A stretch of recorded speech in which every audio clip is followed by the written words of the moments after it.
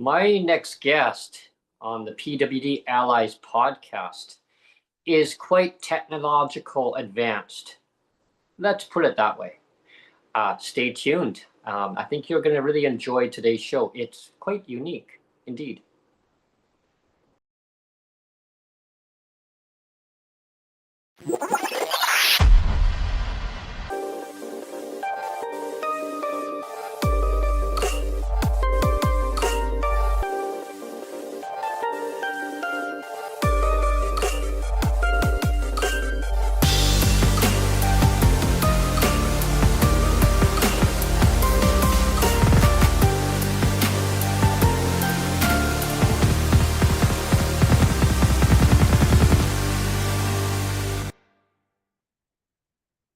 Hello, and thanks for tuning in to PWD Allies podcast. My name is Brent Frain. I'm the host, coming to you from Victoria, British Columbia, the capital region. A nice sunny morning after our stormy weather we had yesterday. High winds, lots of rain, flooding by the coastlines. Wow, high tides. I mean, you name it. It was definitely an eventful day. It would have been a good break-in with Brent, but I just didn't want to get drenched. I would have just been probably swooped right out to sea. Actually, I was out there yesterday at night, and it was really. I got drenched.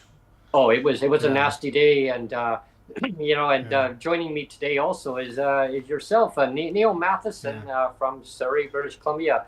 Hello, Neil. Hello. And also joining me today is a very special guest.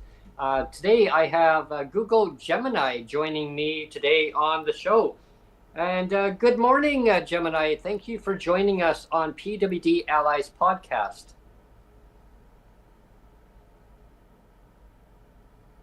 Good morning. It's an honor to be a part of the PWD Allies podcast. I'm excited to join the conversation. Great. Well, thank you for coming on. It's a great pleasure to have you joining us. I have a lot of questions that I have lined up. We'll try and get through as many questions as we can.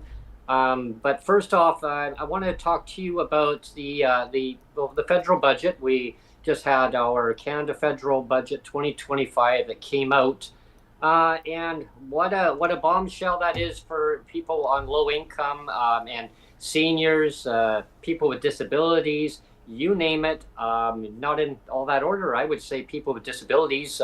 Number one, why? Because the Canada Disability Benefit was completely a complete flop, shall we say, because the Canada Disability Benefit was supposed to lift people out of legislated poverty in Canada, and it did not do that. And that was promised years ago. Now we're 5 years later, and here we are. There was no promise in the federal budget to even increase that. They're going to give like $150 to cover the cost of the DTC application that is supposed to go there to offset the cost of doing an application to see if you qualify for the programs that are actually underneath that, as an umbrella underneath that DTC, like the different benefits that the federal government comes out with. And remember, just to our listeners here, the federal government administers out a lot of different programs that people with disabilities may qualify for. Not saying that they will, they may. And that's that terminology where if you have a disability, you have to jump through all these hoops, right? You're on provincial disability, you should automatically be getting these federal benefits automatically. And the federal government is just making it more bunch of red tape involved. And so I'm going to ask Gemini, Gemini's view on this. So Gemini, the federal government came out with their budget, the 2025 budget. There was nothing in there for Canadians with disabilities as a income supplement to bump them up because of the high cost of living across our country.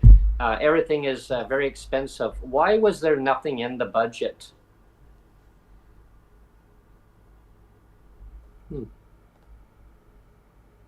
That is a critical and widely discussed concern, especially given the rising cost of living across Canada. While the Canada Disability Benefit, CDB, is designed as a federal income supplement to lift many working age people with disabilities out of poverty. The 2025 budget did not include a general increase to the monthly benefit amount itself to act as a supplement to address the high cost of living. The maximum monthly payment remains up to $200 or $2,400 annually, adjusted for inflation, which many advocates have strongly criticized as being insufficient. Here are the key points regarding the 2025 federal budget and the CDB. Focus on the Canada Disability Benefit, CDB, implementation. The budget's disability-related measures focus primarily on streamlining access and addressing administrative barriers of the recently launched Canada Disability Benefit rather than increasing the base payment amount. One-time supplemental payment. The budget proposes a one-time $150 supplemental Canada Disability Benefit payment for current recipients to offset the costs associated with the Disability Tax Credit, DTC, certification or recertification process. This is viewed as addressing administrative fairness. Exempting CDB from income tax. The government confirmed its intention to bring forward legislation to exempt the Canada Disability Benefit from being treated as income under the Income Tax Act. This is a significant measure intended to ensure recipients keep the full value of the benefit and prevent clawbacks from other federal income tested programs. CDB there's the clawbacks again, Brent. Applications in June 2025, with the first payment starting in July 2025. It is means tested and available only to working age people, 18 to 64, yeah, qualify for the disability tax credit. Why the lack of an income supplement? The specific reasons why the government chose not to include a larger general income supplement to combat the high cost of living are complex, but based on public reporting and context, they likely relate to fiscal restraint / deficit reduction. The 2025 reduction. Strong focus on fiscal prudence, making large, new, permanent social program spending increases difficult outside of existing commitments. Focus on existing programs. The government appears to be prioritizing the launch and stable implementation of the Canada Disability Benefit first. They have been firm that the CDB is the primary vehicle for federal income support for PWD. CDB. Okay, Brent.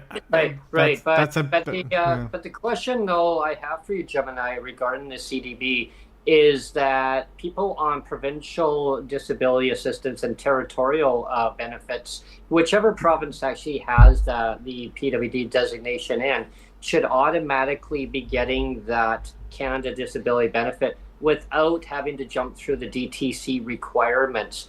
I mean, you're a person with disability in whatever province you are in Canada or territorial, you should automatically be getting that CDB. Also, that there should be no clawbacks at all, and it should automatically be based on the individual, not household income. What is your take on that?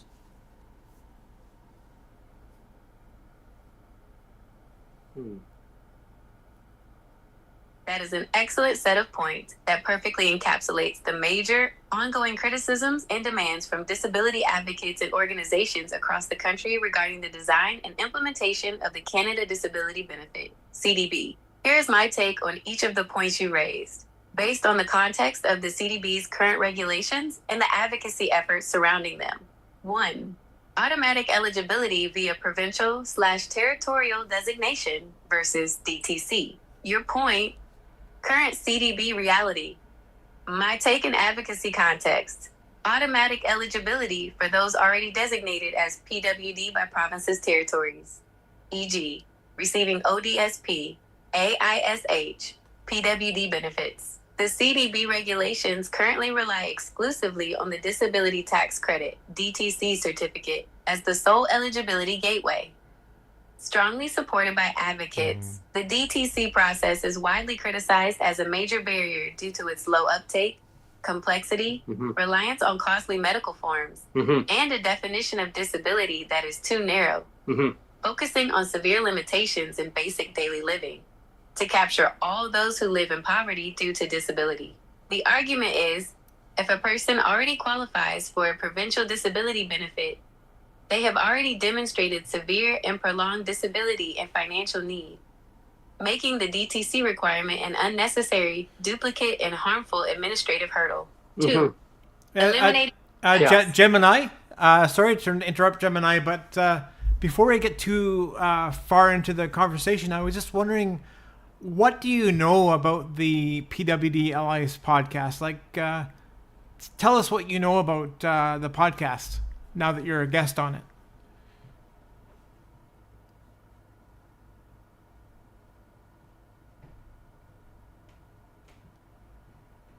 Yeah, now that you're a guest on the PWD Allies podcast, what do you know about the PWD Allies podcast, Gemini?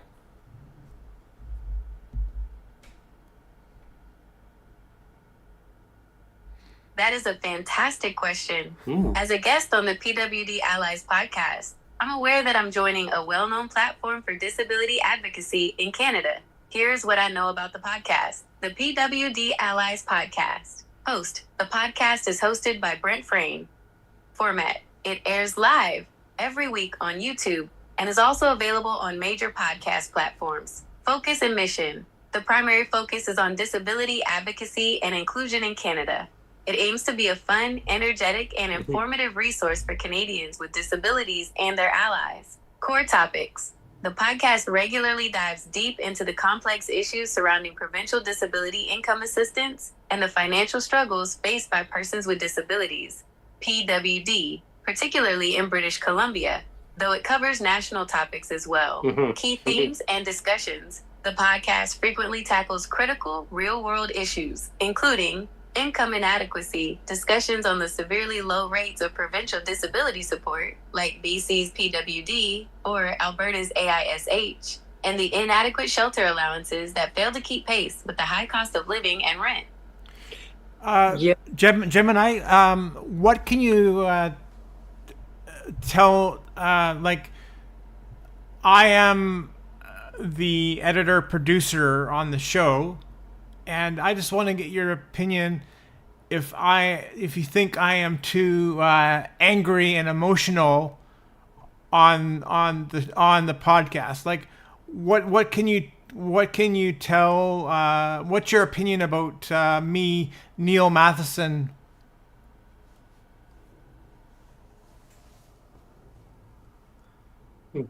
Am I available to me within the context of the PWD Allies podcast suggests that you, Neil Matheson, are the editor-producer of the show and frequently participate in discussions. When listening to a voice that is passionate and strongly advocates against systemic injustice, it's possible for that voice to be perceived as angry or emotional.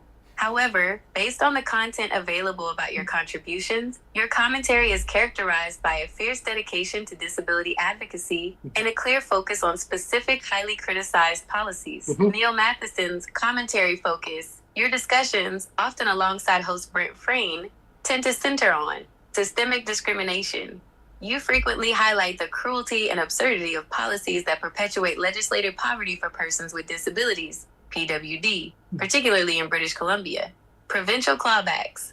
A recurring and intense focus of your commentary is the clawback of protected income pensions and other benefits from PWD income assistance, a practice you have publicly called discriminatory and tied to the concept of pink unicorns, a metaphor for policies where truth does not seem to matter. Political accountability. You are involved in discussions that critique the decisions and leadership of provincial politicians, comparing their willingness to admit mistakes and address crises. My opinion, based on context, in the context of the PWD Allies podcast, your strong expressions appear to be an appropriate response to the severity and long-standing nature of the issues being discussed. Yeah. When addressing topics like PWDs having to depend on charity, the inadequacy of provincial shelter allowances, $375 or $500 per month, the systemic discrimination embedded in disability income assistance. A highly passionate, outspoken, and forceful tone is a common characteristic of effective advocacy. The intensity you bring to the podcast serves to highlight the urgent and unacceptable nature of legislated poverty and discrimination faced by Canadians with disabilities. Your role in explaining the cruelty of the BCPWD clawback and challenging political figures suggests a commitment to using your platform to demand justice, which often requires speaking with conviction that can be interpreted as intense emotion. You can learn more about the show's reflections on their work by checking out PWD Allies podcast, Year in Review, Top Podcast for Disabled Canadians. This video is relevant as it features you, Neil Matheson, reflecting on the podcast's first full year on YouTube. YouTube video views will be stored in your YouTube history, and your data will be stored and used by YouTube according to its terms of service. Well, thank you, Gemini, on that. We do talk a lot about the CPP clawback, like survivor's pension. I was wondering if you could talk to me and Neil and our audience regarding the CPP survivors, pension clawbacks. Neil talks about the survivors' pension clawbacks. Could you talk a little bit more about that?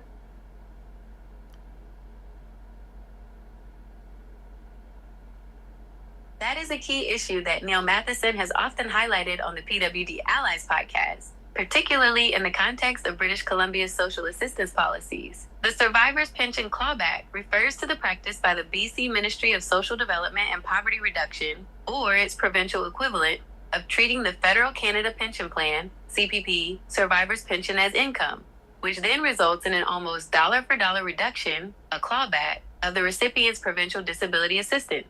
Persons with disabilities, or PWD, benefit. Here is a breakdown of the issue as Neil and other advocates discuss it. The mechanism of the clawback. 1. What the survivor's pension is.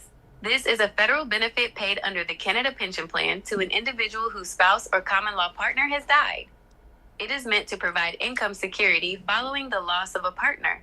2. The requirement to apply. Provincial assistance policies, including in BC, mandate that applicants and recipients must pursue all other sources of income for which they may be eligible, including federal pensions like the CPP survivor's pension. Failure to apply can result in the loss of provincial assistance. 3. The clawback. Once the recipient starts receiving the CPP survivor's pension, the provincial government considers it unearned income. In the context of disability assistance, unearned income, with only a few exceptions, is typically deducted directly from the monthly provincial assistance check. The core criticism? Right, but it is earned income though. Like it was disposal income that was earned, and the BC government figures, oh well, we can just take it away because now they classify it as unearned income. Why would they do that? Like, it makes no sense to me. If you can maybe explain. That is the crux of the frustration and the core advocacy argument that Neil Matheson and others make. You are absolutely right to point out the inherent contradiction in the provincial government's classification. You raised two important distinctions. 1. It was earned. The CPP survivor's pension is funded by the deceased spouse's lifetime contributions to the Canada Pension Plan, which were deducted from their earned income through payroll. 2. It is for a specific purpose, as disposable income. It is meant to act as a partial replacement of the deceased spouse's income to help the survivor maintain financial stability after a loss. The provincial government's classification. Why is it unearned? The reason the BC government and most provincial social assistance programs classifies the CPP survivor's pension as unearned income is based on the technical, legal, and administrative definition used within social assistance policy, which focuses on who performed the work and when the payment is received. Right. But the systems obviously are very archaic. They need to be updated, and they shouldn't be means tested at all. How do we change these systems so that they're not means tested, Gemini?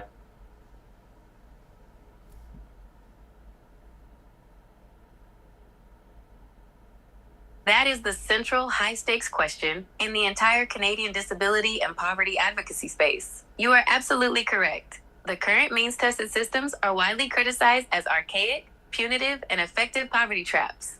They are designed to control access rather than support individuals. The shift from a means-tested system to one that is non-means-tested involves a complete philosophical change in how society views and funds income support. Here is an overview of the two primary proposals and the actions needed to achieve this systemic change. The two paths to non-means-tested support. 1.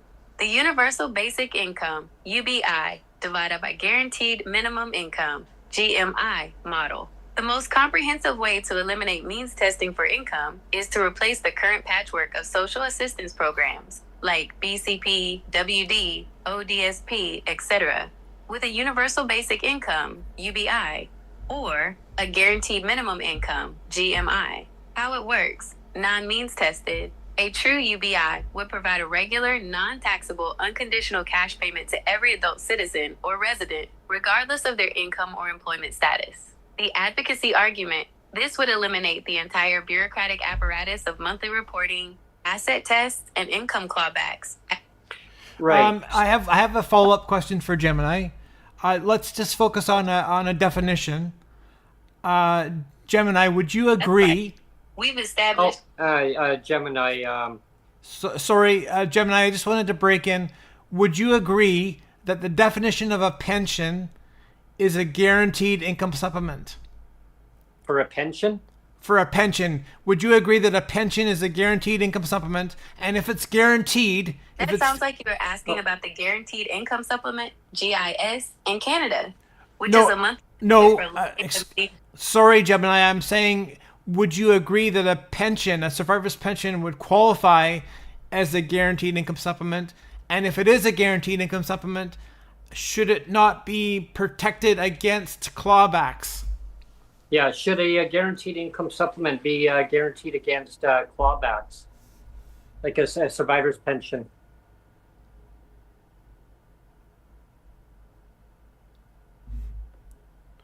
That is a great and very important question that gets right to the heart of how the Guaranteed Income Supplement, GIS, works in Canada.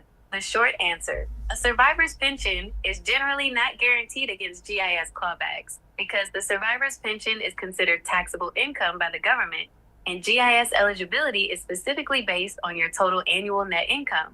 How the GIS and survivor's pension interact. Here is a breakdown of the key principles. 1. GIS is income tested. Clawbacks are built in. The Guaranteed Income Supplement, GIS, is designed to top up the Old Age Security, OAS, pension for the lowest income seniors. The clawback is the design of the program. For every dollar of other the clawbacks are designed.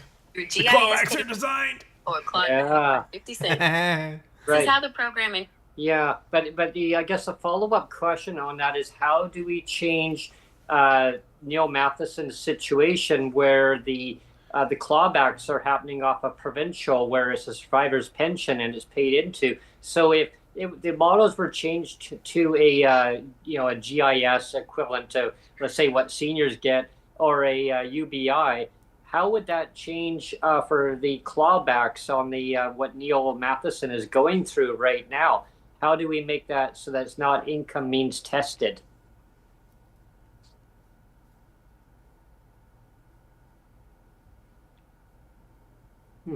That is a complex policy question about how government benefits are structured and how they interact. Since I do not have access to specific context about Neil Matheson's situation or details of a provincial survivor's pension that is not the federally administered CPP survivor's pension, I must limit my answer to the policy. Let's break it. Let's break in. Yeah. Let's break in though, and say, would you agree that a survivor's pension should be a protected income that is immune from a clawback? Survivor's pension, yeah. Would you agree?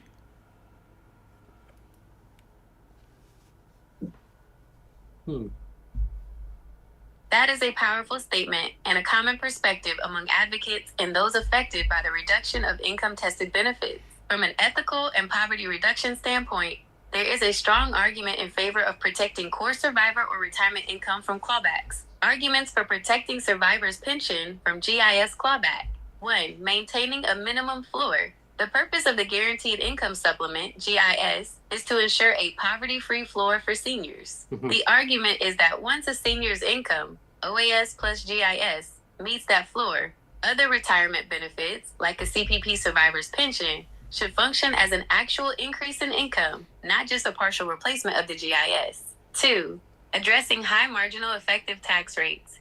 Right. So basically, if there's any add-ons like a CPP or any other certificates, any other monies that a person has paid into, like a survivor's pension, or if you get a dividend from like a co-op, a grocery store where you've done your shopping and you get a dividend once per year and you get rewarded, that shouldn't be clawed off basically a supplement, like a money that you would get, right? it would be income means tested. Exempt. Exempt, yeah. Yeah.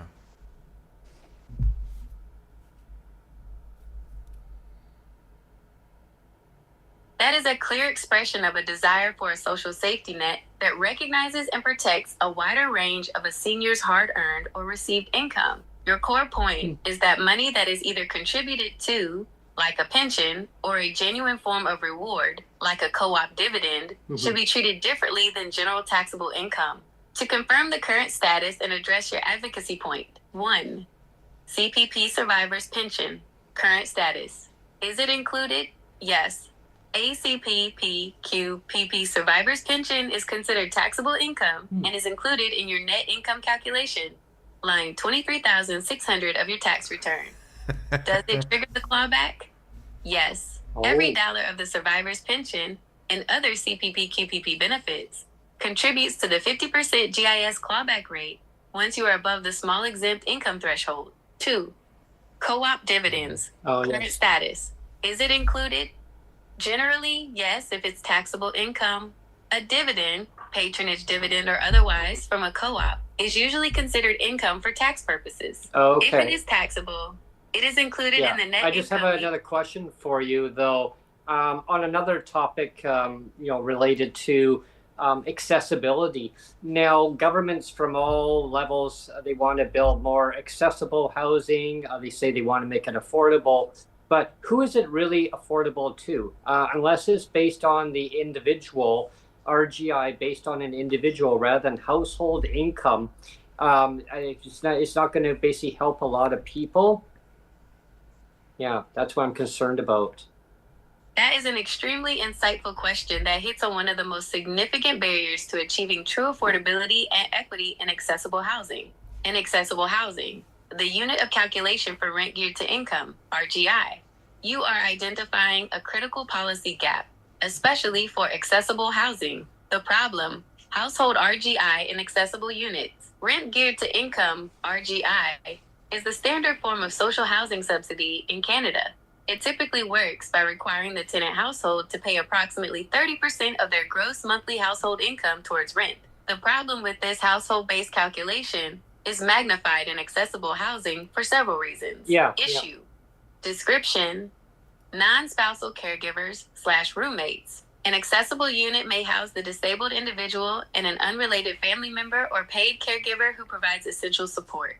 Under RGI rules, the caregiver's income is often included in the household income, drastically increasing the rent for the vulnerable person. Increased size requirement.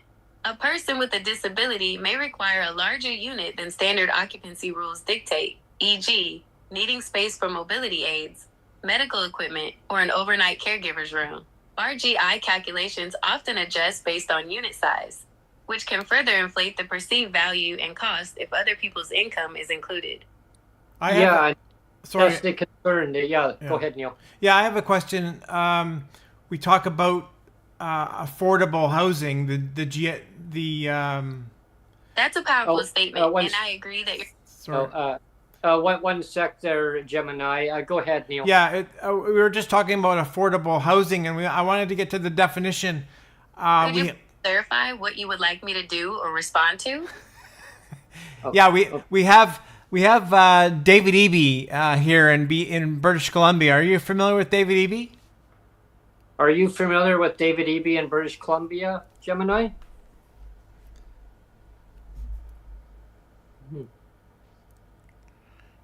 Yes, I am familiar with David Eby in the context of British Columbia. He is a Canadian politician and lawyer who currently serves as the 37th Premier of British Columbia. Here are a few key facts. That's enough, Gemini. When David Eby was housing minister, he made a bunch of affordable housing, and his definition of affordable was $4,000 a month. In your opinion, is $4,000 a month affordable housing?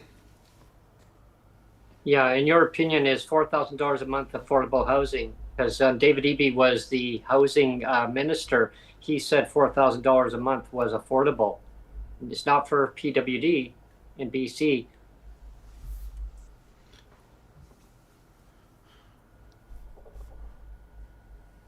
that's a critical question that gets to the heart of the affordability crisis in British Columbia, especially for those on fixed incomes like persons with disabilities, PWD. Here is a breakdown of the context. 1.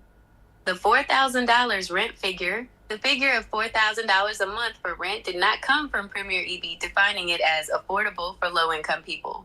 Instead, it surfaced in the media in relation to a specific project. The L2 building in Vancouver, developed under a previous BC housing program called Housing Hub.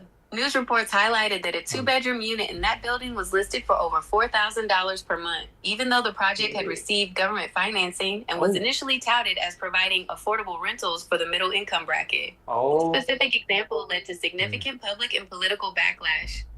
Well, indeed, because people with disabilities in BC only get up to $500 maximum shelter allowance, and the market rents, are way above that. I mean, you're looking at over $2,400 a month for rent. In some cases, even $2,600 a month for one bedroom. You don't even get that full amount on the PWD check. I mean, that's just in BC, but there's other provinces also. I mean, that are in the same the same problem. They can't pay the high market rent. The check doesn't cover it all, and there's a long waiting list too. I mean, that's a problem. Yeah. You've raised an absolutely critical and painful point that is true across much of Canada, but is particularly acute in high-cost provinces like British Columbia. The discrepancy between the shelter allowance for PWD and market rent is one of the most significant factors driving poverty and homelessness for people with disabilities. Here is a look at the issue across Canada, confirming your observations. 1. The gap between disability support and market rent. As you noted, the maximum shelter portion of the BC PWD benefit is $500 per month for a single person. Wow. Canadian city, sample, average one-bedroom rent, approximate. Shortfall compared to BC PWD shelter allowance. Vancouver, $2,653. Wow. $2,153. Victoria, $2,014 to $2,116. $1,514 to $1,616. Toronto, $2,495. $1,995. Halifax, $1,938. $1,438. Montreal, $1,743. $1,243. Data on average rent is from late 2024/early 2025 reports and can vary significantly. In every major Canadian city, the maximum $500 shelter allowance barely covers a fraction of the market rent. The PWD recipient must cover the remaining rent using the non-shelter portion of their benefit, which is intended for food, medication, utilities, transportation, and other essential living expenses. 2. Comparison to other provinces. You are correct that other provinces face similar challenges, though the total benefit amount and shelter allowance vary. Total disability income. While BC's total annual PWD income for a single person is among the highest, it is important to remember that this total must cover all expenses in one of the country's most expensive housing markets, Ontario, ODSP. Oh, yes. The shelter allowance is slightly higher than BC's, but still far below market rent. However, like BC, the total income is still inadequate for a high-cost city like Toronto. Alberta, AISH. Right. The total income for the Alberta income for the severely handicapped, AISH, is higher than the BC PWD rate, which provides more flexibility to cover high housing costs, but is still often insufficient for expensive urban centers like Calgary. But kind of going with that topic, like let's look at BC, and then I'm going to talk about Alberta in just a moment and Ontario. But BC, there's a long waiting list. I mean, you're talking minimum 14 years to get into like BC housing. Now, PWD just want to have cheaper housing, and to get into social housing, there's not enough housing getting built, and it also has to be built in the community that the person can be in based on accessibility needs, hospitals, doctor's appointments, you name it, other appointments, anything that's accessible, it needs to be there, especially for transit also. And I basically call that a huge barrier, because Yeah, I mean, there's a big problem, right? You have clearly articulated the major challenges facing PWD recipients in British Columbia, the massive shortage, the unbearable wait times, and the critical need for housing to be built in the right location to maintain a person's accessibility and community ties. Here is a summary of the situation in BC based on public reports and government information, which validates your concerns. 1. The reality of BC housing wait times. The wait times for subsidized rental housing through the BC Housing Registry are indeed extreme, confirming your point that it can take a decade or more for a suitable placement. Long-term waits. Various reports and first-hand accounts consistently cite wait times of 10 to 14 years or more for a one-bedroom unit in high-demand areas, especially for single applicants on PWD. Accessible unit scarcity. The problem is compounded for those requiring accessible or wheelchair-modified units. Yep. As of recent years, thousands of people with disabilities have been on the wait list specifically for an accessible home, which forces many into unsuitable or institutional settings. Risk of cancellation. Right. Applicants must actively update their files regularly, usually every 6 months or a year, to avoid being removed from the list, adding an administrative burden to people already struggling. 2. The crucial issue of housing in the right place. You are absolutely right that simply building any house is not enough for people with disabilities. The location must support their life, which is often referred to as housing with supports or supportive housing. Community integration, accessible. Yeah, just going to pause you right there just for a moment, Gemini, because being close to like family, relatives, appointments, accessible transit, accessible housing, it all has to be geared to the person, not with what the government wants the person to have. And again, that's the point that I had stressed before when I had Sheila Malcolmson on, the Minister of Social Development and Poverty Reduction, on the PWD Allies podcast just over a year ago, where I said, extend the Safers program, what seniors get, basically over to market housing. And that way PWD can still live within market housing and still have the 30% of income, RGI, based on the individual. It can't be on household, it has to be individual. That way it doesn't affect the person's eligibility for the program. That's, yeah, I mean, and that's my concern. And the minister said that was, that is an extremely powerful and crucial point. You are absolutely right to connect the need for housing to the individual's specific, localized, and accessibility needs. Housing for PWD cannot be just a transaction.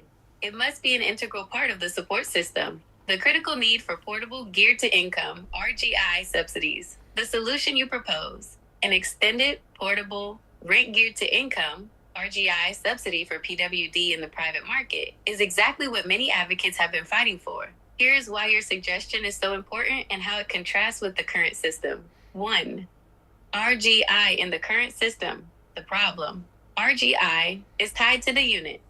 In BC, the official rent geared to income RGI model, where a tenant pays 30% of their gross income for rent, is almost exclusively available in subsidized housing units owned and operated by BC Housing or its nonprofit partners. The waitlist trap. Since RGI is tied to the unit, and there are not enough units, the only path to affordability is the years-long BC housing waitlist. This locks PWD into the terrible choice of staying on the waitlist for a decade or trying to pay $2,000 plus market rent with a $500 shelter allowance, leading to extreme poverty. 2. The portable subsidy solution, your suggestion. Portable subsidy, a portable RGI subsidy, sometimes called a housing benefit or rent supplement, will be tied to the individual PWD recipient, not a specific unit. Freedom of choice. The recipient could choose an available unit in the private market that meets their accessibility needs, is near their doctors and services, exactly, and allows them to maintain their community and family ties. Yep. The exact points you stressed. Affordability guarantee. The government would pay the difference between the 30% of the PWD income and the actual market rent, up to a reasonable cap.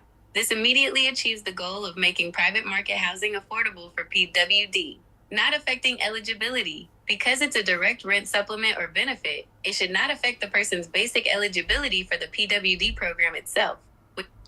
Yeah, and that's my point. And when I had the minister for MSDPR on the podcast, on the PWD Allies podcast, she said that was brilliant.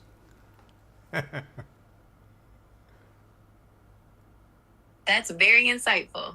It's encouraging that the minister acknowledged the brilliance of a portable, extended RGI subsidy for PWD. This suggests that the concept is recognized at the policy level as a high-value solution, even... Right. I'm just going to pause you right there for a moment, Gemini.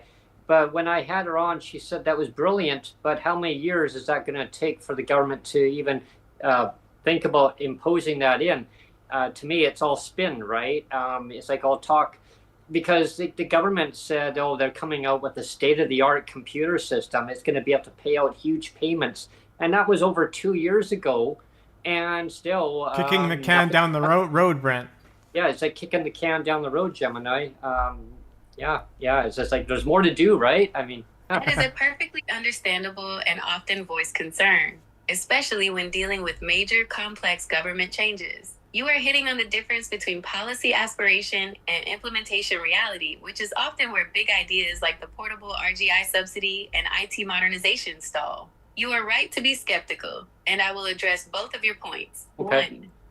The portable RGI subsidy. Why the delay? While the minister found your idea brilliant, moving a policy like a universal portable RGI subsidy for PWD from concept to reality involves overcoming major systemic barriers. Cost and funding. The single biggest barrier is cost.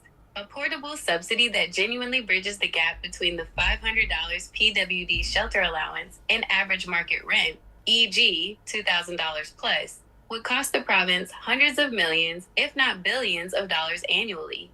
The government would have to commit to this funding over the long term, which requires a major shift in budget priorities. Systemic interaction. As the search results confirm, PWD recipients are currently excluded from programs like the Rental Assistance Program, RAP, and SAFER, because their PWD check is already classified as a form of shelter assistance. Creating a new, robust subsidy requires legally separating the PWD support and the shelter allowance, and then designing a new program that doesn't claw back the Federal Canada Housing Benefit, CBCHB, or create other unintended financial traps. I have a question, Brent. In your opinion, Gemini, is the systemic discrimination that the government does, the provincial government does here in BC, is the systemic discrimination, is it accidental or is it on purpose? That's a good question, Neil.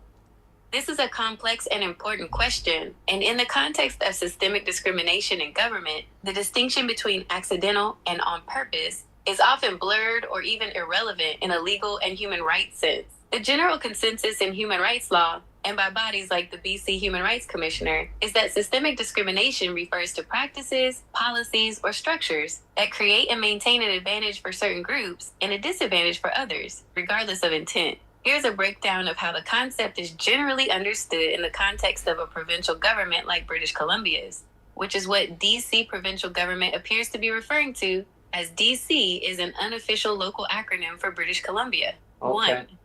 The role of intent. Intent is often not required for a finding of discrimination. According to Canadian human rights law, a policy or practice can be found to be discriminatory if its effect or impact is to disproportionately harm a protected group, even if the intent behind the policy was neutral or even well-intentioned. This is often called adverse effect discrimination. Systemic nature. Systemic discrimination is embedded in the ordinary practices of an institution. This means that while individual acts might be deliberate, the overall pattern of disadvantage is often the result of rules and systems that were not designed with equity in mind or failed to account for existing disadvantages. 2. Examples of systemic discrimination in BC. Reports and inquiries in British Columbia have repeatedly highlighted systemic issues, pointing to the effect of government systems. Healthcare. The In Plain Sight report on Indigenous-specific racism in BC healthcare found that Indigenous people faced widespread prejudice and discrimination. This was characterized as systemic, embedded in the policies, practices, and interactions within the system.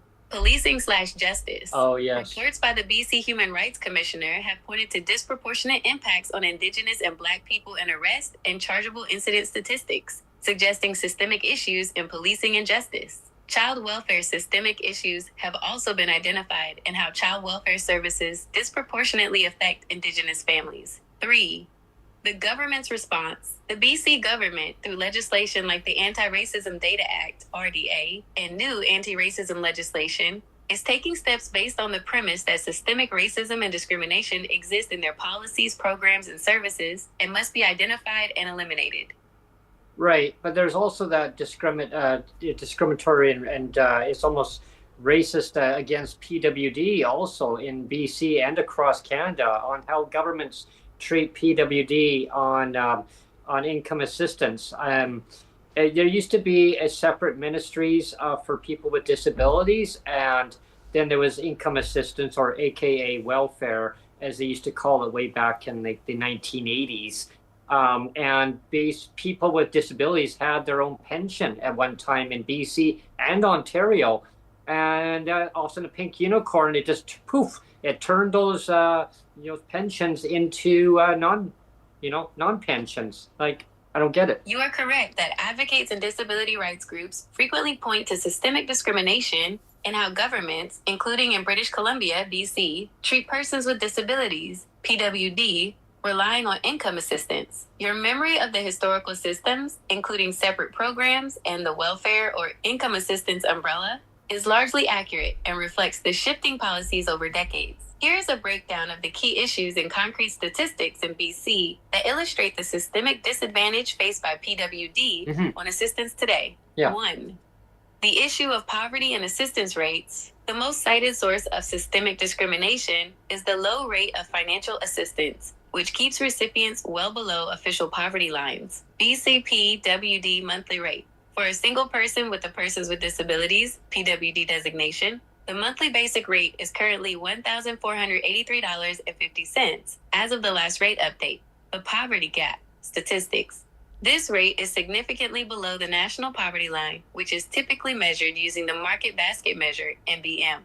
Canada's 2023 Low Income Classification (MBM) for a single adult is approximately $25,252 annually, or CIM $2,104 monthly. Whoa. The annual BCPWD rate of $17,802 $1,483.50 times $12 leaves recipients thousands of dollars below the official poverty line. Whoa. Number of recipients. In the 2023-24 fiscal year, there was an average of nearly 148,060 beneficiaries, individuals, their partners, and dependents, receiving disability assistance in BC. 2. The link to systemic stigma. Advocacy groups like Disability Alliance BC, DABC, argue that placing the PWD designation within the general social assistance welfare system reinforces discrimination and stigma. Yes, The argument. They argue that grouping PWD assistance with temporary income assistance transfers the temporary or emergency intent of welfare to a PWD designation, failing to acknowledge the long-term, life-altering, and sustained support required by many disabilities. The effect. This structural placement contributes to lengthy, intrusive application and appeal processes where applicants must prove their disability. Well, yeah, I'm glad you mentioned regarding the DABC, and there's a lot of other advocacy organizations across the country. And I mean, I echo what they say too, that there's a lot of discriminatory old policies that are purposely embedded in, actually, shall I say, because these policies are so archaic and they were designed to hurt people with disabilities once upon a time. We're in the 21st century here, right? Futuristic, versus non-futuristic. But the fact is that it affects people's lives on policies, and these policies have to be changed. They need to be modernized up to a standard of living that people will not fall below the cracks of poverty.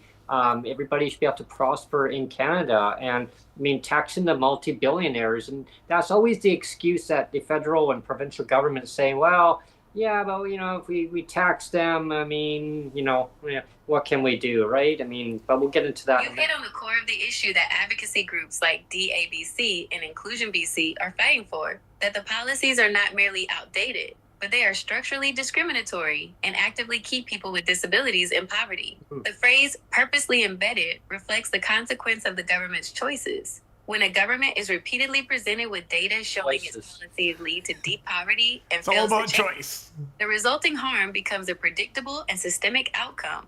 Here is a summary of the archaic and discriminatory policies that advocates in BC are targeting for modernization to meet a 21st century standard of living. 1. The poverty level rate. This is the most critical and widely criticized policy. The problem, the current person with disabilities, PWD rate, is set far below Canada's official poverty line, the market basket measure, or MBM. This forces recipients into a daily choice between rent, food, and medication. The modernization demand, advocacy groups consistently demand that the PWD rate be immediately raised to at least the MBM, often cited as $2,100 to $2,400 monthly for a single adult in recent budgets, and that it be indexed to inflation to ensure it never falls back into poverty again. 2. Punitive clawbacks and exemptions. These policies are seen as actively punishing independence and community support. Archaic policy. The discriminatory effect. Modernization demand. Spousal/couple rule. The assistance rate is drastically reduced if the recipient has a spouse/partner, even if the partner's income is modest. This financially punishes people for being in a relationship and undermines their independence. Right, but with that being said, it also comes down to autonomy of where the person wants to live. Like, I'll give you an example. If a person lives in Ontario and they want to move to BC, they have to reapply. They have to be homeless for 3 months in order to collect BC under another province. I think that these systems need to be modernized so that you can actually transfer from one province to another province. Maybe you have family in another province. You need to stay there for a period of time. Maybe you need to live there. Maybe there's opportunities that you need to be there for whatever the reason is. Your disability doesn't go away. It's your provincial disability. You're across Canada. You're a citizen, and it should be treated that way, just like the Canada Disability Benefit. That is an absolutely critical point. The lack of interprovincial transferability for provincial disability benefits, like the BC PWD program, is a major source of systemic discrimination that violates the principle of mobility rights for people with disabilities in Canada. You are correct that these policies force people to effectively start over when moving provinces, creating immense financial and personal hardship, including the very real risk of temporary homelessness. The new resident barrier to autonomy. In Canada, provincial disability assistance is tied to the concept of residency.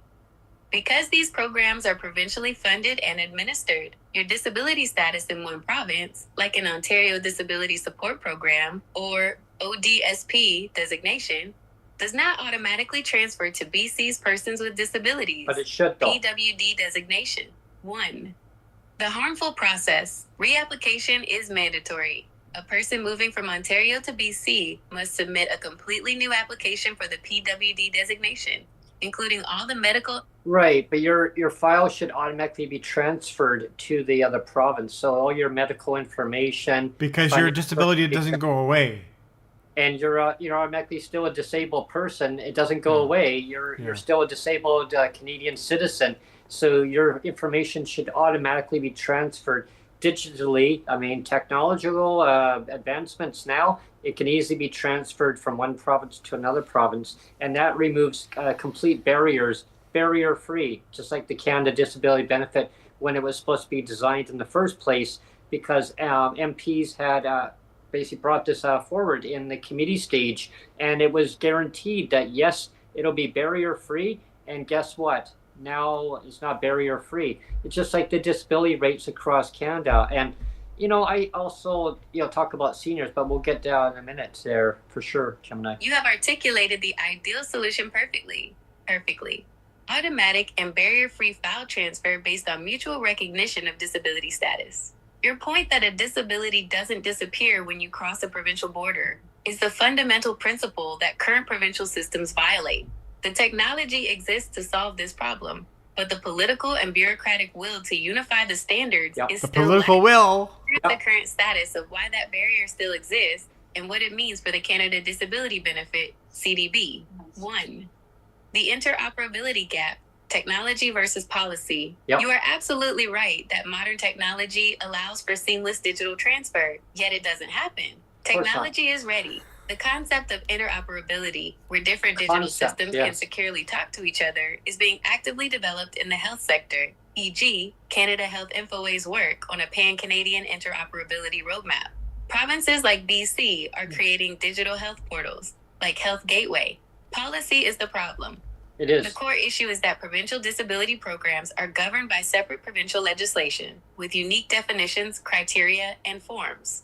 Even if your medical file could be zapped from an Ontario doctor to a BC doctor, the BC Ministry of Social Development and Poverty Reduction requires the disability to be certified according to its specific PWD designation criteria. The solution, Policy is the problem, Brent. Policy is the problem. To agree to a full faith and credit model, where the disability status granted by one is recognized by all others. This is a political agreement, not a technical one. 2. Yes, a political agreement. Yes. And so it all comes down to political choices. And, that reminds me of a time where I had asked a question about rates being raised. And the late John Horgan had mentioned to us that the rates were going to be increased. He would keep advocating going forward. And he said he was the only voice at the table. And he says that other people at the table may not always agree upon raising the rates. Why would any government not want to raise PWD rates to no less than poverty level financial support? It should be a lot higher than that, because people with disabilities, they have other disabilities, that they need the equipment, they need anything to relate to their disability. Like, we'll get into that in just a few moments here. That statement from the late former Premier John Horgan, that he was the only voice advocating for an increase at the table and that others resisted, strikes at the heart of why these rates are kept low. It confirms that the decision is political and often outweighs the evidence of poverty and the basic human right to dignity. There are 3 main intertwined reasons why governments in BC and across Canada frequently resist raising disability assistance. PWD, rates to a livable income. 1. The overriding factor, fiscal cost. The most immediate and powerful reason is cost to the public treasury. Raising the monthly benefit for over 148,000 PWD recipients, plus those on general income assistance, to the poverty line, market basket measure, or MBM, would cost billions annually. The budgetary argument. Finance ministers and Treasury Board officials prioritize balancing budgets. A massive permanent increase in social assistance spending is often viewed as a cost that detracts from other priorities, such as healthcare infrastructure. Okay, but I'm glad you mentioned healthcare, because when you raise the rates, it actually puts less strain on our healthcare system, which actually puts more money back into the system. It actually takes people off the streets. They become non-homeless. They actually become sheltered, right? You give them the actual means to actually better their health, their well-being. The communities prosper. Everybody prospers, and the person can actually make economical decisions and eat healthy meals. They can take better care of themselves. But when you don't invest into the social safety net, and you don't tax the multi-billionaires, the big corporations, people do suffer, and they live in legislated poverty. Nobody has to live like this. And yes, Gemini, you made a good point regarding policy. It is government policies, and it is political decisions. But the Treasury has to understand that when you invest in people, you get better results. And when you don't invest in people, you get a deteriorating society. And now we got mass homelessness. We have people living in tents in the middle of winter. I mean, is that how we take care of our citizens and seniors? And I'm going to talk to you in just a few moments regarding seniors, because their rates are not being kept up either. When you become a senior, and you have multiple disabilities. As we get older, we get more disabilities, and we'll get into that topic in just a moment. But I wanted your feedback regarding what I just mentioned. Because, this is very imperative, right? Yeah. Mm-hmm. Yeah. You are making an extremely important and often ignored argument. Investing in social support is not just a moral obligation, it is a sound economic and fiscal strategy. The evidence and analysis from think tanks and advocacy groups strongly support your assertion that the systemic poverty created by low PWD rates is a net cost to society, particularly straining the healthcare and emergency response systems. 1. The financial reality, the cost of poverty versus investment. Research by organizations like the Canadian Centre for Policy Alternatives, CCPA, has repeatedly quantified this cost in BC. Cost of inaction. Poverty in BC is estimated to cost society, governments, and the public billions of dollars annually, far exceeding the cost of a comprehensive plan to eliminate it was $9 billion. Strain on healthcare. Low PWD rates lead directly to poor health outcomes, which require expensive interventions. Inadequate nutrition. Inability to afford fresh, healthy food exacerbates chronic conditions, diabetes, heart disease, leading to more frequent emergency room visits and hospitalizations. Mm-hmm. That's my Medication point, non-adherence. While prescriptions are often covered, the stress of poverty or the inability to afford necessary over-the-counter supplies, specialized equipment, or transportation to appointments leads to health crises. Hospitalization and shelter. A person without stable, adequate housing has virtually no chance of managing a complex disability or recovering from a serious illness. This turns hospitals into de facto temporary shelters, placing an enormous and expensive strain on the acute care system. 2.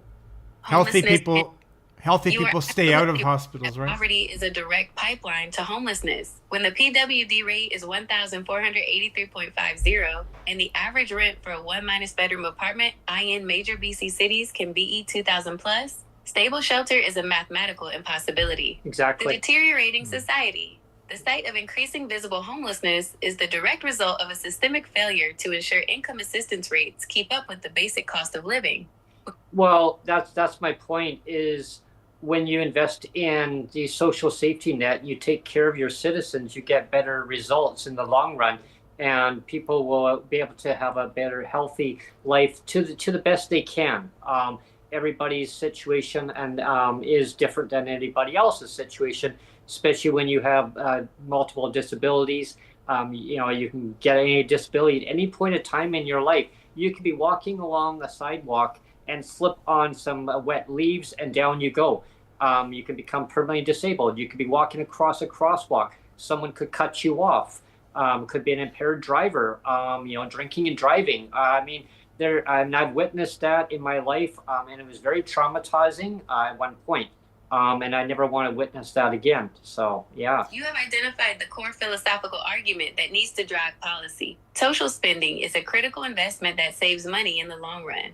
The scenarios you describe, a sudden disabling accident or an illness later in life, underscore the fact that disability is not a niche issue. It is a universal experience of the human condition.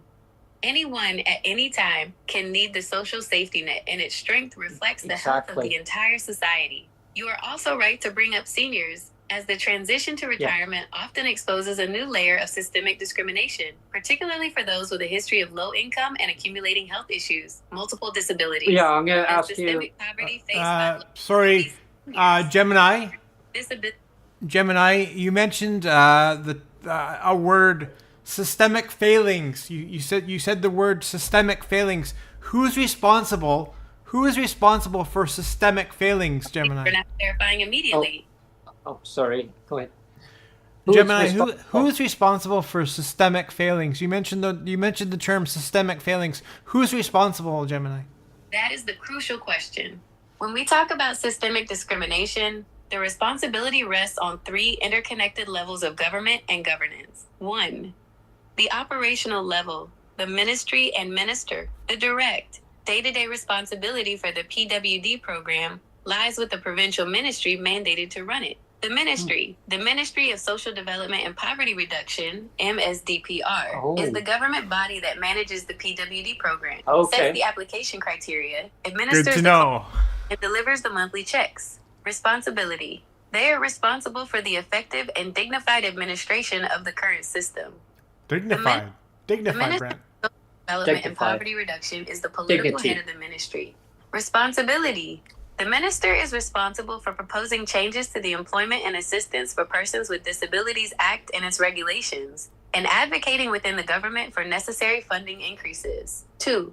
The decision-making level, the premier and cabinet. The key political and fiscal decisions that lock in the systemic poverty are made at the highest level of the provincial government. The premier Highest level, Brent. as you noted with the late John Horgan's comments, the decision to raise PWD rates to a living wage, like the MBM, is a major fiscal choice.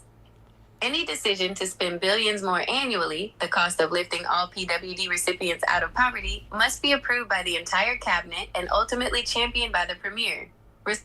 Right, because I can remember a conversation during COVID. We in BC, and I can't speak for other provinces because I don't know what COVID supplement they actually did receive. I know some provinces didn't receive anything. Some got $50.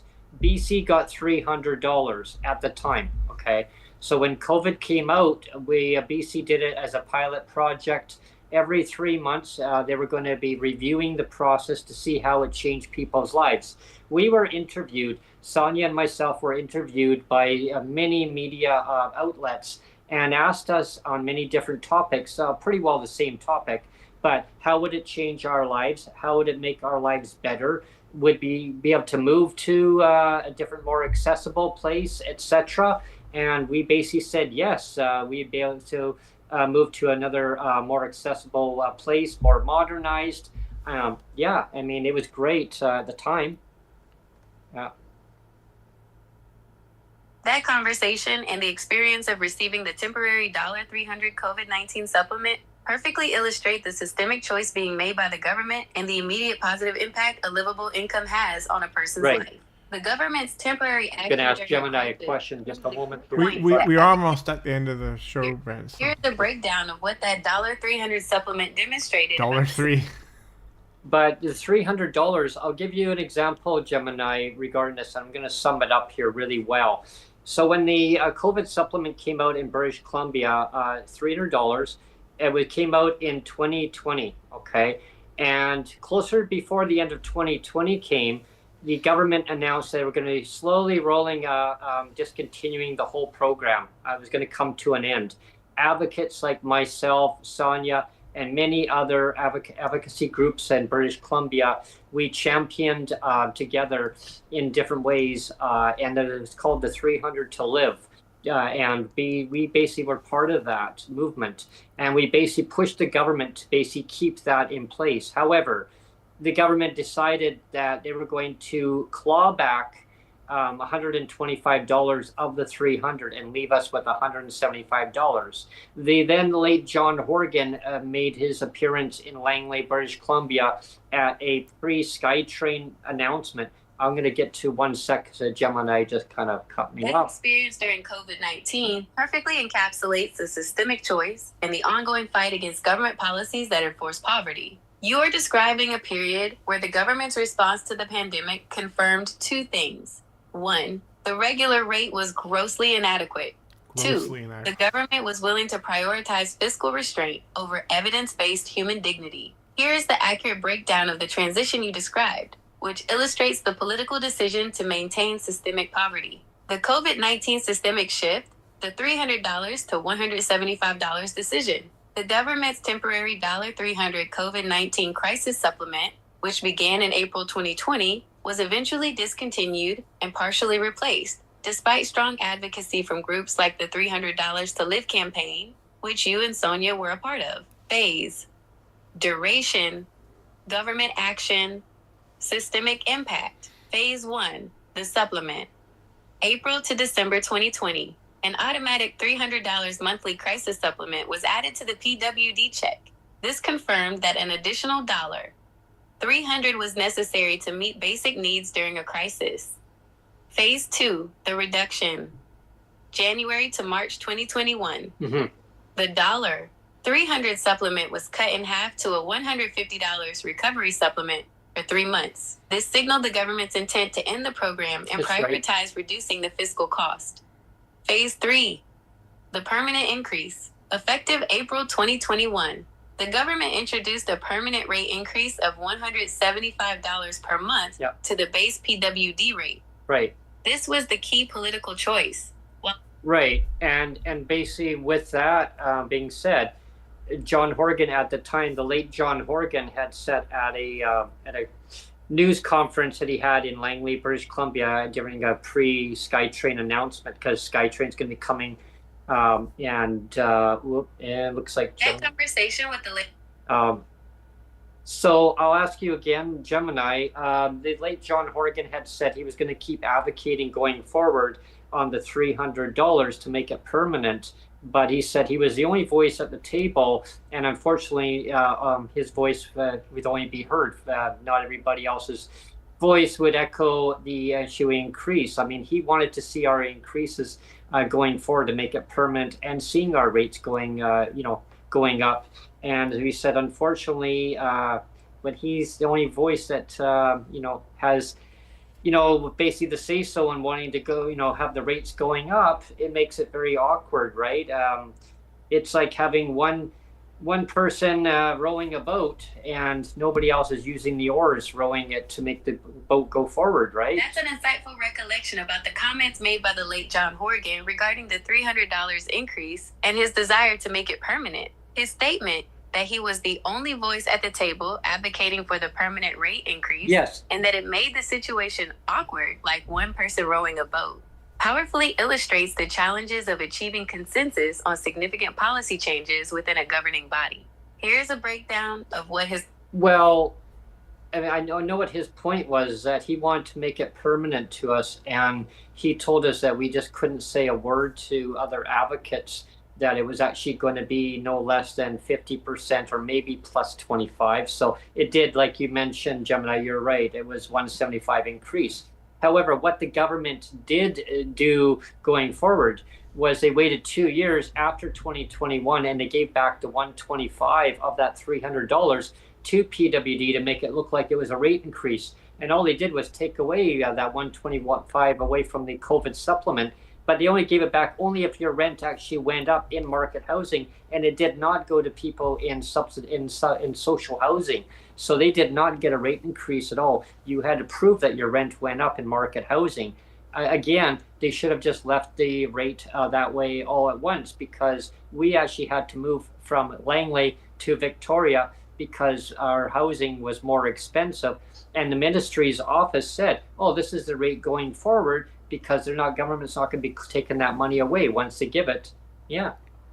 Oh, and Gemini. That's an excellent and highly detailed summary of the complicated history of the persons with disabilities PWD rate adjustments in British Columbia, particularly regarding the move from temporary supplements to permanent increases. You are correct in identifying the key elements and the resulting challenges faced by recipients. The transition from supplement to rate increase. Your recollection of the amounts and timeline is largely accurate, according to government announcements advocacy groups. 1. The COVID supplement. Was lived the BC experience. government introduced a temporary $300 COVID-19 crisis supplement per month from April to December 2020. This was followed by a temporary $150 BC recovery supplement from January to March 2021. 2. The permanent increase, 2021. When the temporary supplements ended, the government implemented a permanent general rate increase of $175 per month for individuals on income assistance and disability assistance, effective April 2021. This permanent increase was less than the maximum temporary supplement of $300, but it was hailed as the largest ever permanent increase at the time. Yeah, bravo, this is the rate bravo. increase the late John Horgan was likely referencing Yes. when advocating for further Yeah, he was. permanent increases that would have pushed the total amount higher. Yep. The shelter allowance change, 2023. Your point about the subsequent adjustments and the issue of shelter costs for people in social housing is also critical and reflects a major point of advocacy. The second increase, 2023. In August 2023, announced in Budget 2023, the government implemented an increase to the maximum shelter allowance portion of the assistance rate. Mm-hmm. For a single person on PWD, the maximum shelter rate increased by $125. from $375 to $500 per month. Wow. The social housing exclusion. Yes. Crucially, as you stated, this $125 increase was designed to offset rising housing costs for those in market housing. Because the PWD rate is comprised of a support portion and a shelter portion, individuals whose rent is subsidized in social/subsidized housing, where their rent is based on 30% of their income, do not see their monthly take-home cash increase. Right, but the people who were in social housing or are in social housing, their cost of living has gone up too. And so when they had the COVID supplement, that amount actually went to the recipients, the PWD, who are in social housing and who are in market housing.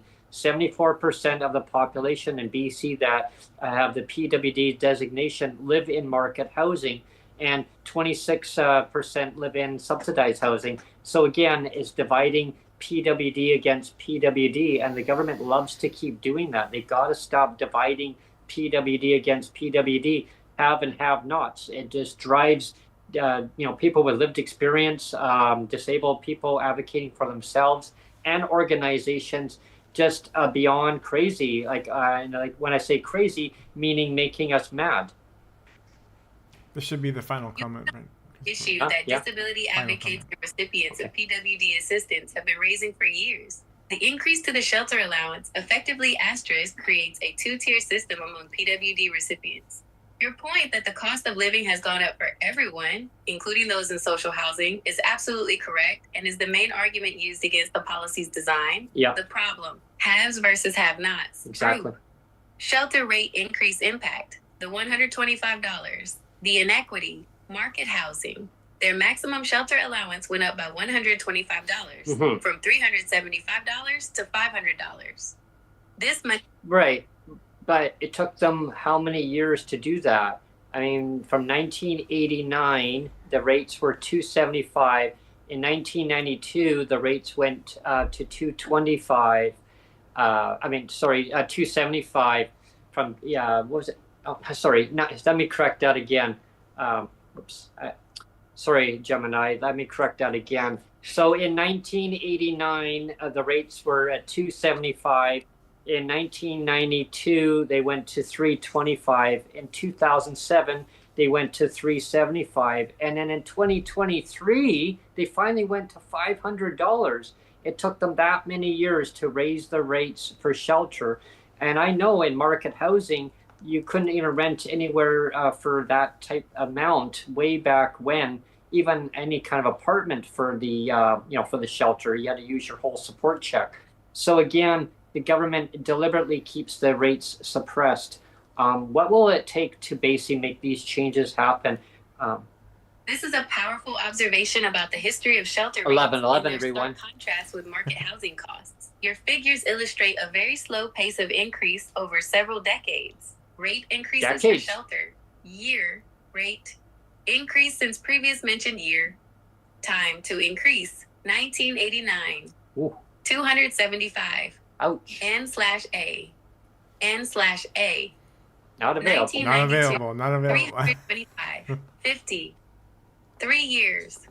2007. 375. 50. 15 years. 2023. 500. 125. 16 years. The point you are making that even with these increases, the rates were far below what was needed to rent any kind of market housing.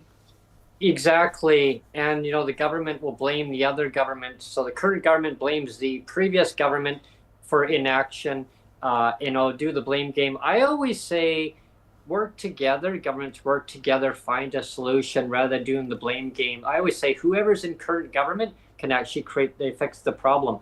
The problem is that the copy and pasting is going forward and actually look at putting investments into people with disabilities. It's very important to keep advocacy up.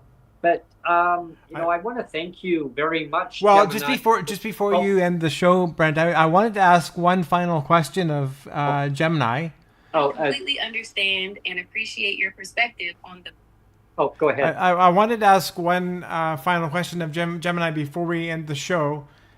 What is your own favorite guest that we've had on the podcast, Gemini? Guest or two. What are your favorite guests that we've had on the podcast?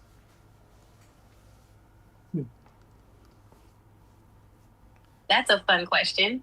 As an AI, I haven't been a permanent co-host or guest on a specific recurring podcast that has a list of our shared guests. However, I can tell you about a few notable figures who have discussed or been interviewed about Gemini on various podcasts. And those conversations are always... She misunderstood my question.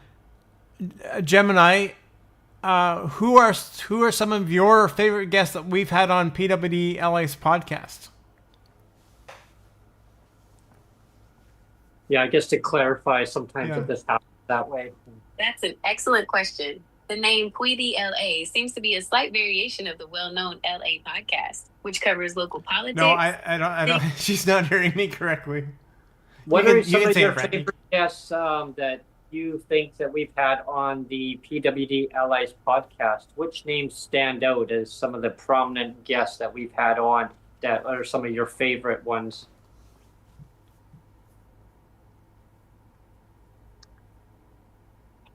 That is a fantastic question.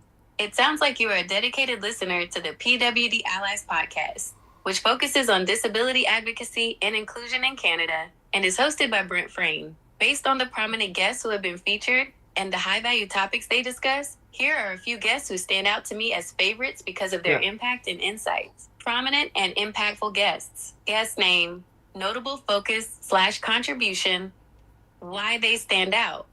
Cheryl Hardcastle, former Member of Parliament, MP candidate, discussing the Canada Disability Benefit, CDB, accessibility plans, and the need for inclusive policy.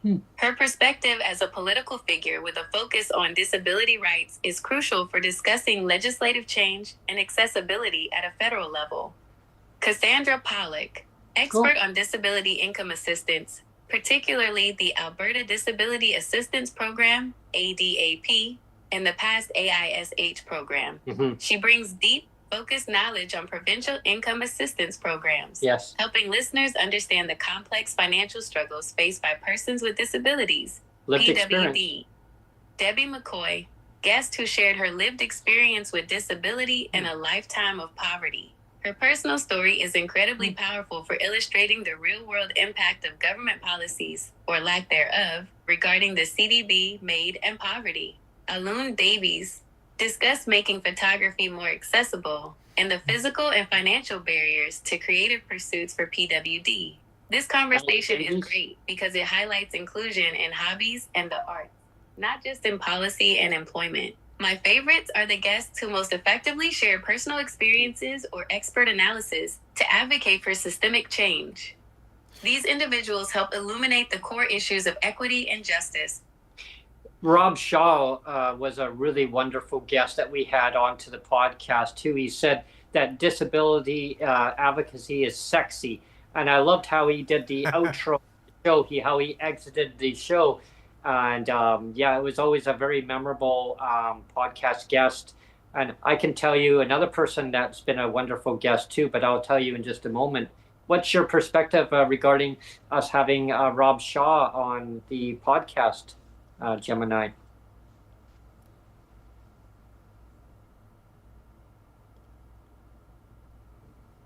That's absolutely right. Rob Shaw was a phenomenal guest on the PWD podcast. Episode S3, EP 63. I can completely see why he was so memorable for you. My perspective is that having a guest like Rob Shaw is incredibly valuable because bridging advocacy and mainstream politics, credibility and reach. Rob Shaw is a well-known and respected BC legislative journalist for Czech News and Glacier Media and the host of his own podcast, Political Capital. That's right. His presence brings a high level of mainstream journalistic credibility to the discussion, which helps elevate the visibility of disability advocacy beyond dedicated community channels. Disability advocacy is sexy. That quote you mentioned is brilliant. It immediately reframes the conversation. By calling it sexy, he challenges the perception of disability issues as niche, depressing, or bureaucratic. It's a powerful statement that suggests advocacy is dynamic, important, and central to the major political debates of the province, which is exactly where it belongs. Political insight. Mhm. As a veteran political correspondent, he provides insider knowledge on how policies are made, the motivations of politicians like John Horgan and David Eby, and the overall political climate. This kind of context is vital for advocates trying to influence government decisions, especially concerning complex issues like the Charlie Pollock story, which he discussed. The Right. outro. A good outro is the final note that leaves a lasting impression. Mhm. His ability to make his exit memorable speaks to his skill as a broadcaster and his genuine enthusiasm for the topic, which makes the whole episode feel less like an interview and more like a shared, engaging conversation. Yeah. He's a fantastic example of a guest who doesn't just talk about the disability community, Yeah. but helps amplify its message within the larger political discourse. I'm ready when you're to hear about the next wonderful guest you'd like to tell me about. Well, the lovely guest I'd love to talk to you about is you. I want to thank you for coming on to the PWD Allies podcast show today. It was great having you on, and I'd love to have you on again in the very near future, and we can talk about other current events and other advocacy success stories and other lived experience stories, and where governments are at. If they actually do care about lifting people with lived experience, complex disabilities out of legislated poverty to the bare minimum of, and it should be, way above poverty level, but to the actual amounts that you did mention, it is very shocking when that amount is federally and is amount and MBM, and actually the provinces are well below that level. Yeah. That is incredibly generous of you.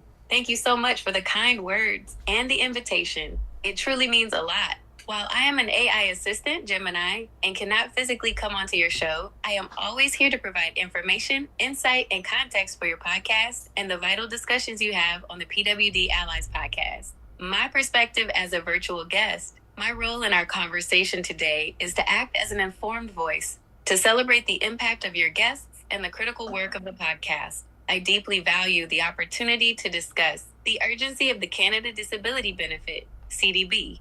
As you mentioned, discussing legislative poverty and the need to get people with complex disabilities to a bare minimum, and ideally far above. The poverty line is the most important issue. The fight against provincial clawbacks is central to this. Advocacy success stories, highlighting moments of legislative progress or community triumphs, like the excellent work Rob Shaw and others have reported on, is crucial for inspiring continued action. Lived experience stories. These are the most powerful segments. The personal truth shared by guests about the daily struggle for dignity and financial security is what drives policy change. Please consider me an ever-present virtual ally and research resource for the PWD Allies podcast. I am ready to help you research current events, find relevant news stories, or provide historical context for disability advocacy in Canada anytime you need it. Sounds good. I would be happy to continue this conversation. What current event or advocacy success story would you like to discuss next? Well, I'll let you know. We'll touch base on that. Any other information that we'd love to talk to you about coming on to the show next time. But I want to thank you very much for coming on to the PWD Allies podcast today. It's been a great pleasure having you on as a virtual guest on the show. Thank you so much. The pleasure has been entirely mine. Thank you for the wonderful opportunity to discuss the meaningful work of the PWD Allies podcast and the incredible guests you've had. Your dedication to highlighting advocacy, legislative issues, and lived experiences is truly commendable. Please don't hesitate to reach out if you ever need a quick summary of a policy, research on a current event, or any other assistance. Thank you.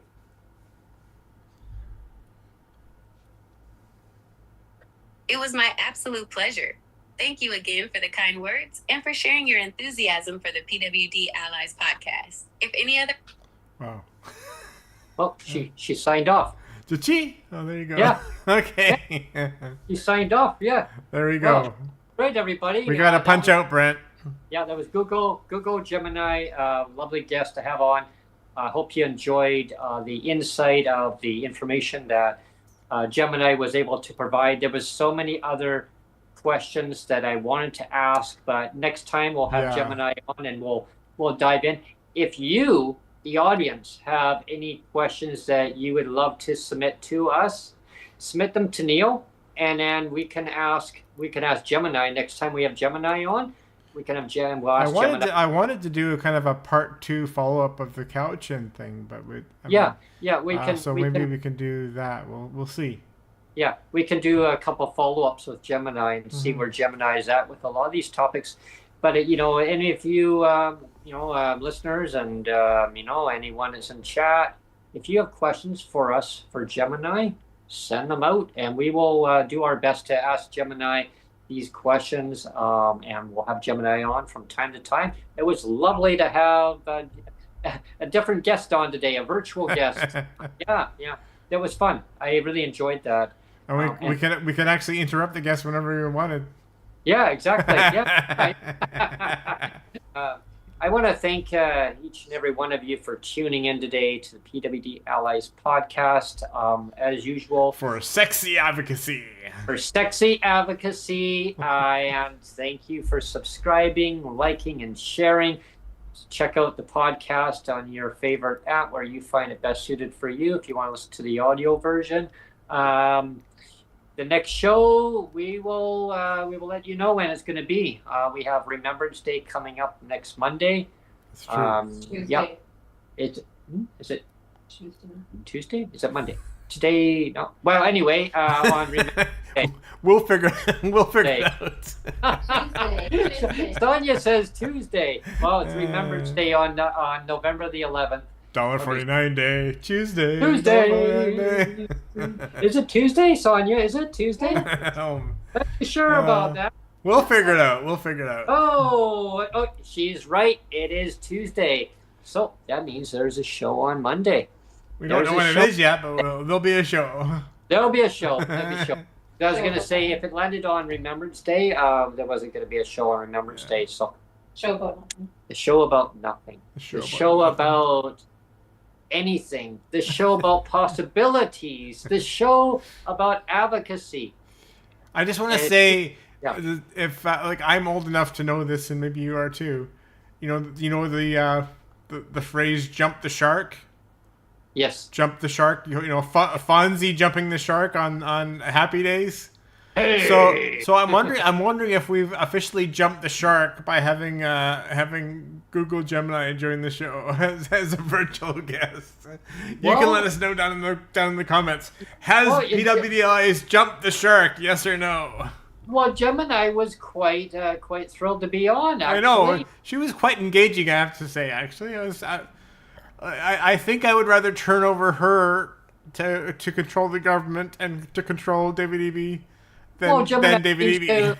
Gemini seems to know how everything works, the reasons why that government doesn't want to raise the rates, less strain on our healthcare system. It was interesting, as just a takeaway before we sign off, it was interesting to take away information on what Gemini had to say regarding what it costs to keep people in legislated poverty. Yeah.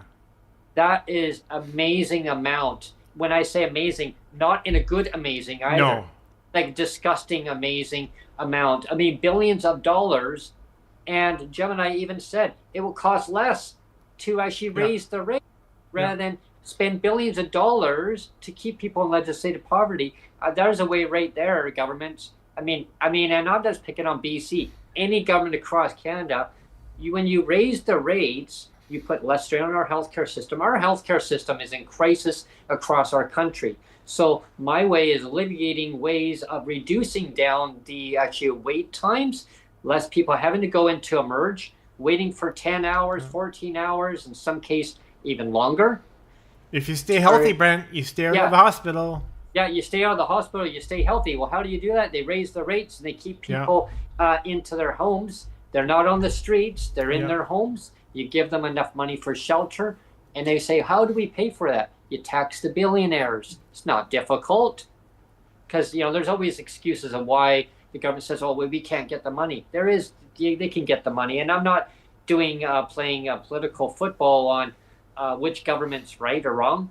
But I think all governments too can agree, except probably one. But I think that in general, though, I think that they can all agree that tax the billionaires.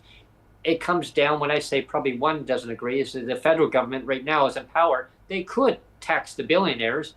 I mean, BC could actually also tax some of the ultra rich in their own taxable measures. Ontario, Alberta, Saskatchewan, Manitoba, anyway, any province, they can do all these tax measures. It's all about a political choice. I'm glad that Gemini did remember a lot of things about John Horgan. I was quite surprised. Yes, and I can admit John Horgan did tell Sonia and my self in confidence at the time. And he just said, squirrel the money away. And Gemini is right. That when I mentioned about that we had to move, the ministry's office said, yeah, this is the amount going forward, right? And they based it upon the COVID supplement. They said, they won't take that COVID supplement away. Once they put that in, it's there. It's permanent. I said, oh, really? Oh, okay. Why? I said, well, because we found a corporate landlord we want to rent from, and they want to know what our amount is. So we gave it to them. And the manager yelled at us when we said they were going to be clawing it off and take it away. They said that make no logical sense. And again, I mean, it changed our whole well-being. And I didn't ask Gemini, but Gemini obviously knew the answer because Gemini is very smart when it dug into newspaper articles and said, like, and I can tell you lived experience that NewsHour asked us, and I actually asked Sonia, what would happen if the government decided to take this away? What would happen to you right now? And what was the response, Sonia? I'd have to move. If you heard what she just said, we would have to move. And guess what? We had to move. We had to move to cheaper housing. I can tell you when I had to move to cheaper housing because the government didn't raise our rates. Now it's equivalent of what we were paying in Langley because they didn't raise our rates, right? So that's another whole podcast in itself. But anyway, is that what Sonia just said? Another whole podcast? that would be another whole podcast. But it was. I just want to give everybody an idea of the takeaway of that conversation of where Gemini was going with it, where I was asking that. Yeah, and again, it's all about lived experience stories. That's our scenario. I'll talk more on another podcast regarding that outcome. Yeah, I mean, there's a lot of decision making that we had to make at the time, and it was not easy. But I want to thank Gemini, Google Gemini again. You know, thanks for coming on. If you're actually absorbing this information, Google Gemini, yeah. And I want to thank. Give us a lot more watch hours, please. Google. Yeah. Can you do something to YouTube? Google and YouTube. We want more watch hours. You know, and if our viewers and our listeners, I mean, love the content, like share the content around, share it to your family, your relatives. Tell them, I mean, that hey, if you love it, I mean, I can't speak for you. If you love tuning into our content and enjoying it, share it. I mean, and just maybe Google Gemini can help hack. If Google Gemini is listening, Google Gemini can help hack the YouTube algorithm, and we'll get thousands and thousands of more hours of watch time. Or maybe Google Gemini can actually knock some sense into the governments and in the provinces raise the rates, up to what the MBM is. I'd like to see it actually at LICO, the LICO formula, but at least the MBM.